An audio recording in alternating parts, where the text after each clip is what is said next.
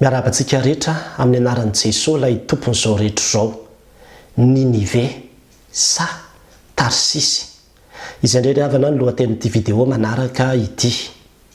Raha olona efa mpamaky baiboly ianao dia mahatakatra avy hatrany fa ny tantaran'i Jona no horesahintsika eto. Ary any amin'ny testamenta taloha dia misy boky antsoina hoe Jona izay ao amin'ny toko voalohany dia miresaka ny nanirahan'Andriamanitra azy. Niantso azy Andriamanitra mitsangana mandehana ny Ninive, ilay tanàna lehibe, ary miantsony amin'ny hamelezana azy fa tafakatra eto anatrehako ny faharatsiny. Tonga taminy ny tenin'i Jehova, naniraka azy Andriamanitra, niantso azy Andriamanitra hoe ho an'ny Ninive. Saingy inona no nitranga? Nefa Jona nitsangana handositra ho an'ny Tarsisy mba hiala eo anatrehan'i Jehova. Tsy tany amin'ilay toerana izay nanirahan'Andriamanitra azy ny nandehany fa tany amin'ny toerana izay netinety taminy dia ilay antsoina hoe Tarsisy. Ary izaho amin'ity anio ity dia te hitarika ny saintsika handinika sy hamakafaka satria samy destination roa samy hafa ireo, na Ninive na Tarsisy. Ny lalanao mizotra makany amin'ny sitrapon'Andriamanitra ve sa mizotra makany amin'ny sitraponao? Andeha no fampitahana kelitsika ireo toerana anankiroa ireo. Ny voalohany aloha zavatra hitantsika dia ilay Ninive dia toerana tsy dia lavitra io, satria raha miala eo amin'ny toerana izay nisy Jona ao Israely zany dia tokotokony 650 km no misy an'io toerana any Ninive io izay renivohitry Asiria izy. Any Asiria zany io toerana io miakatra.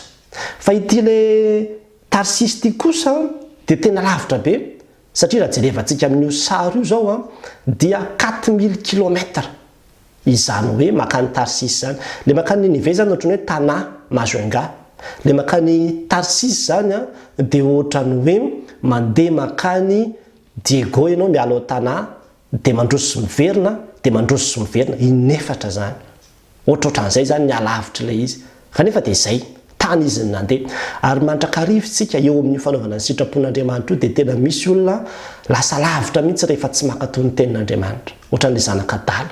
Efa tena tonga hatrany am-pihinanana kisoa mihitsy, sakafon'ny kisoa, tany vao tonga saina lasa lavitra mihitsy isika rehefa miala amin'izay hoe planin'Andriamanitra izay eo amin'ny fiainana. Ilay Ninive dia tsy inona fa io zany ilay tian'Andriamanitra io. Io zany ilay zavatra takian'Andriamanitra aminao io.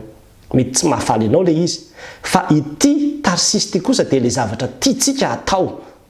Ilay zavatra metimety amin'ny saintsika zany io zany ilay plan antsika olombelona. Ity Ninive ity dia tsy inona fa ilay lalana izay iarahanao mandeha amin'Andriamanitra. Ary tena tsy misy olana mihitsy ianao miara-mandeha amin'Andriamanitra ao anatin'izany, na dia hoe mafy aza manatanteraka an'izy satria izay ilay sitrapon'Andriamanitra. Fa ity Tarsisy ity kosa dia tena lalana izay ambaranao mihitsy manao hoe hiala eo anatrehan'Andriamanitra. Zany hoe lalana mahatonga anao hanalavitra an'Andriamanitra zany io lalana io. Ary be dia be zany eo amin'ny fiainantsika. Misy ny zavatra samihafa izay tenin'Andriamanitra tonga aminao dia hodinao tsy hita fotsiny ilay tenin'Andriamanitra. Tsy rarahinao ilay tenin'Andriamanitra. Dia zavatra hafa mihitsy ny tanterahantsika dia ao anatin'izay ny sitrapontsika zany no lasa lehibe noho ny sitrapon'Andriamanitra. Angamba mety hoe fampihavanana ilay izy, mihavana amin'ny olona manana ady aminao. Angamba mety fitaomana anao izy hoe tsy mety aminao io asa izay ataonao io satria asa tsy manome voninahitra an'Andriamanitra, asa tsy azo atao amin'ny anaran'i Jesosy Kristy izy fa tena asa ratsy. Na ihany koa mety misy olona miaraka aminao tena ozy izy hoe ozy izy ny tenin'Andriamanitra hoe fijangajangana satria angamba mety vadin'olona ilay izy, na koa mety hoe tsy mety ilay tokantrano maso, na koa tena tsy araka ny sitrapon'Andriamanitra mihitsy ny fiarahanao amin'ilay olona, fa mety olona tsy tian'Andriamanitra na olona tena hoe manompo sampy mihitsy no iarahanao. Dia rehefa tenenina amin'izany ianao hoe asian'Andriamanitra miala amin'ireny fahazaran-dratsy sy faharatsiana samihafa reny dia mandositra isika. Mandositra isika ary ho endrika fantosirana io dia tsy inona fa ren'ilay hoe tsy mandeha mivavaka intsony, miala amin'ny asa fanompoana, tsy manatanteraka ny andraikitry ny avin'ny fiangonana intsony. Reny efa endrika fantosirana ireny dia mandeha any amin'izay tiana atao sy tiana aleha any ny fiainana sisa rehefa avy eo dia lasa manalavitra an'Andriamanitra amin'izay. Manomboka tsy mandray fanasan'ny tompo intsony. Atakalon'ny olona ilay fitiavany, fiainam-pitiavany mihitsy ny fanasan'ny tompo indraindray. Ary tena mampalahelo zany nefa dia izany no hitantsika eto. Dia tahaka izany koa nefa mety hoe antsoin'Andriamanitra mihitsy ianao tena hoe hanao ny asany. dia manao be marenina fotsiny. Dia io le manao be marenina io efa midika ihany koa io ny hoe tsy fankatoavana. Ary amin'izay fotoan'izay zany dia efa manalavitra n'Andriamanitra isika, manalavitra ilay programan'Andriamanitra isika, tsy miaraka mandeha amin'Andriamanitra isika. Misy mission amin'ny lalana mandeha makany Ninive iny. Fa ny any amin'ilay lalana makany Tarsisy kosa dia fandosirana fotsiny tsotro zao io, lalana mitondra antsika handositra amin'izay zavatra mpanaovin'Andriamanitra antsika io. Indraindray ao anatin'ny ao fiainantsika misy olona mety ray mpianakaviana izy dia ny mission nomen'Andriamanitra azy dia nikarakara ny vady aman-janany, lasa izy mandositra, tsy mandeha makany amin'io mission izay anirahan'Andriamanitra izy fa lasa mandeha ary amin'ny tsy mahay maka ary dia lasa mandeha mamelona vady kely ary, zavatra tsy araka ny sitrapon'Andriamanitra dia adino indray ny tena andraikitra goavana dia niankonanao fa zavatra hafa indray no jerevanao. Ilay lalana makany Ninive dia lalana misy fiantohana.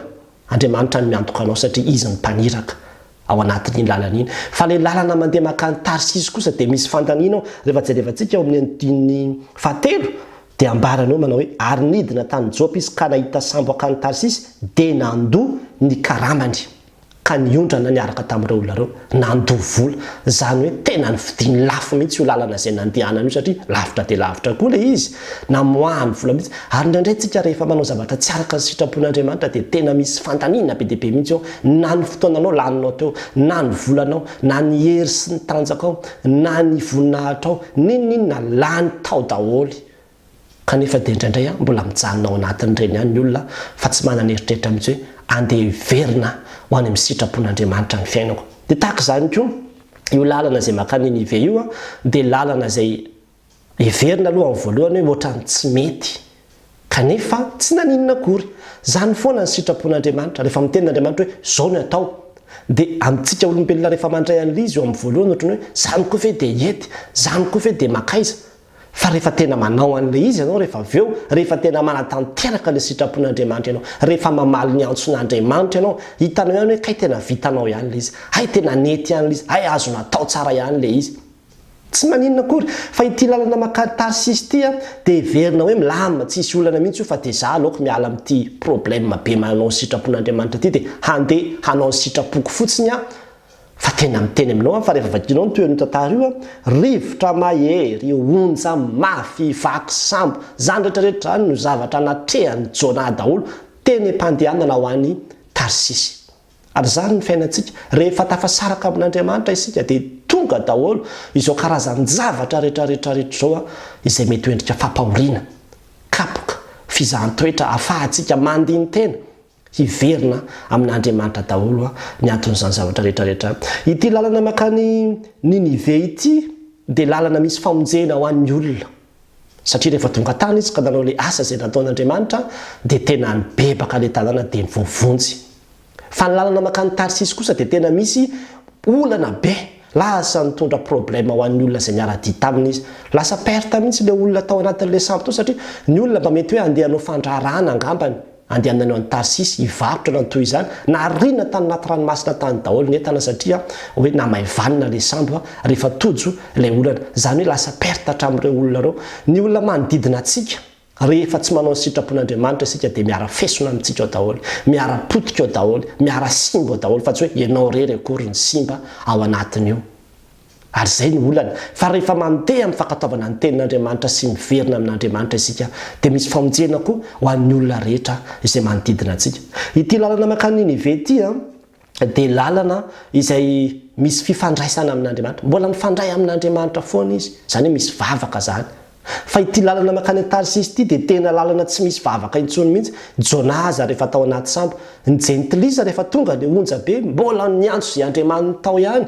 Fa i Jona tena tsy natsiaro hivavaka intsony fa dia efa matory fotsiny izy, mamono eritreritra fotsiny anatin'ny torimaso ao. Dia avy eo raha izy indray no nitairin'ireo olona reo manao hoe orangaty fa ino ny tia ataonao izy izy? Endre tia ataonao reniko ny torimaso foana eto izy, mitsangana ka atsony Andriamanitra ao, zany hoe mivavay ianao. Ary indraindray tena zany mihitsy rehefa tena any anatin'ny kizokizo ny fiainana ivelan'ny sitrapon'Andriamanitra isika ka tena ketraka tanteraka, tsy mahavita mivavaka intsony. Dia ny olona indray no miteny aminao ilay olona jentilisa tsy mivavaka hoe maninona tsy mivavaka ampino amin'Andriamanitra mangataha amin'Andriamanitra. Atsarovako tanora anankiray ny jovavolombelona hoe rehefa tena tratra ny dépression izy dia tsy nahavitany vavaka koa fa olona silamo no niteny tamin'ny tantarao amin'i Jesosy nareo akia. Silamo indray nahatonga saina azy hoe mivava ary zay io lalana miala amin'ny sitrapon'Andriamanitra io dia lalana mahatonga anao tsy handana fiainam-bavaka tsony mihitsy ary tena hoe rava tanteraka mihitsy ny ara-pananao. Io lalana makany amin'ny Ninive io dia lalana misy fiainana io. Vovonjy daholo le olona tao rehefa nandena akany Jona. Vovonjy daholo le olona tao. Fa le lalana makany Tarsisy kosa dia misy fahafatesana ao ambadika le izy. Satria dia naika maty le olona ary Jona zany ny hafarany dia tena hoe namono tena mihitsy atsipazo ady anaty rano ao izy. Zany hoe fahafatesana. Nitarika antsika ho any amin'ny fahafatesana foana ny lalana miala amin'Andriamanitra. Ary zany ny tena zava-doza fahafatesana mantsy ny tambony ota. Io zavatra faharatsiana izay mitondra antsika io zavatra tsy araka ny sitrapon'Andriamanitra izay mikiry biby sika manatanteraka an'ilay izy io fahafatesana ny tambony io ary fahaverezana mandrakizay ho an'izay rehetrarehetra lavitra n'Andriamanitra sy manao izay sitrapony sy manao izay tiany ataony. Fa itsika kristiana tsy maintsy mandray fanapa-kevitsika hoe tompo hanao ny sitraponao handeha amin'ny lalanao Jesosy le lalana fahamarinana ary fiainana ka raha manaraka azy ianao dia tsy handeha amin'ny aizina fanana ilay fanazavana iny. Io lalana izay nakany Tarsisy io dia lalana midina ozy izy satria izany ny ambarana eo midina nakany Jopa izy ary nahita sambo akany Tarsisy. Rehefa tena jerevanao amin'ny karta tokoa izy dia hitanao hoe midina ilay izy. Fa le lalana makany Ninive dia miakatra ho any an-danitra isika. Io lalana ao amin'Andriamanitra sy mandeha ny sitrapon'Andriamanitra io ravana dia lalana mitondra antsika ho any an-danitra io. Ary amin'ny tian'io tia dia tia mianao safidy i Jona dia tokotokony 740 taona taloha antsika zany tantara zany. Efa nanao safidy izy tamin'izany fotoana zany hoe ho any Tarsisy sa ho any Ninive. Avy eo moa fantatsika ny toeran'ny tantara fa nandeha nitsambikina tany anaty ranona tsipy-tany izy dia nisy trondro naka azy tao dia nitelina azy tao dia rehefa nibebaka izy rehefa tonga saina izy dia nalohan'ilay trondro iverina ho any kaikin'ny Israely iverina ho any amin'ilay toerana izay tokony handehanana indray fa tsy hoe nalohan'ny trondro tary amin'ny tsy mahay maka tary. Ain'Andriamanitra tao no mitondra antsika tsy avelan'Andriamanitra ianao satria tiany ka na ohatra azy ianao ka mieritreritra lavitra an'Andriamanitra hitsoaka an'Andriamanitra dia tady idio fa tsy avelana ianao fa mitady ianao foana izy ary ataony izay fomba rehetra hampiverina anao aminy satria tia anao izy ary tsy sitrany ny hafatesany ratsy fanahy fa ny alala amin'ny lalan-dratsiny mba ho velona izy amin'ny tiany io tiryhavana mandraisa fanapa-kevitra hiverina amin'Andriamanitra hiala amin'io lalan-dratsy fandehanantsika io ka hisafidy tompo resy lahatra fa ny fiainako dia mandositra anao fotsiny mandeha makany Tarsisy ary mizotra makany ao anatin'ny lavaka mangitsokitsoko ny famoza-po sy ny ala elo sy ny fiainana samihafa ankehitriny fa tonga saina hiverina aminao havereno amin'ny sitrapon'Andriamanitra amin'ny fiainanao.